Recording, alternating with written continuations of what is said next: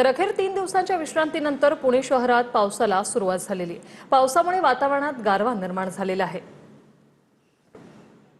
लक्ष्मण जाधव आमचे प्रतिनिधी आपल्यासोबत थेट जोडले गेलेले आहेत। लक्ष्मण, 3 दिवसांच्या प्रतीक्षेनंतर अखेर पुण्यात पावसाला सुरुवात, काय सांगाल?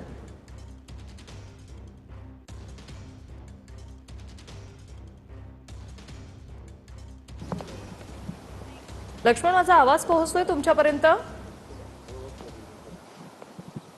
हो हो, पोहोचतोय। बोला लक्ष्मण, 3 दिवसांच्या विश्रांतीनंतर अखेर पुण्यामध्ये खरं तर पावसाला आपण बघू शकतोय की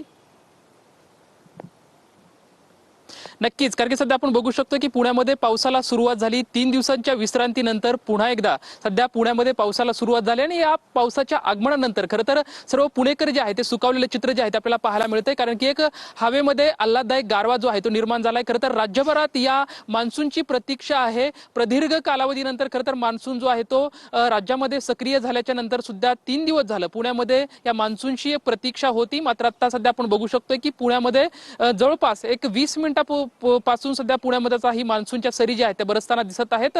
गेल्या 20 मिनिटापासून शहर आणि शहरातल्या परिसरामध्ये ह्या मान्सूनच्या ज्या सरी आहेत त्या सरी बरसताना आपल्याला पाहायला मिळते आणि यामुळे साहजिकच सर्व पुणेकर असतील किंवा नागरिकांमध्ये एक आनंदाचं वातावरण आहे, कारण की राज्यभरात या मान्सूनची प्रतीक्षा आहे आणि सध्या साहजिकच सध्या पावसाच्या सरी बरसत असल्यामुळे नागरिकांमध्ये कुठेतरी एक आल्हाददायक वातावरण आहे। पुढे हवामान खात्याच्या वतीने सुद्धा एक अंदाज वर्तवण्यात आलेला आहे की पुढील 3 दिवस जे आहे ते पुणे शहर आणि शहराच्या परिसरामध्ये हा पाऊस जो आहे तो बरसत राहणार आहे, असा हवामान खात्याच्या वतीने जो आहे तो अंदाज सुद्धा वर्तवण्यात आलेला आहे। नक्कीच, धन्यवाद लक्ष्मण, तुम्ही दिलेल्या या माहितीसाठी।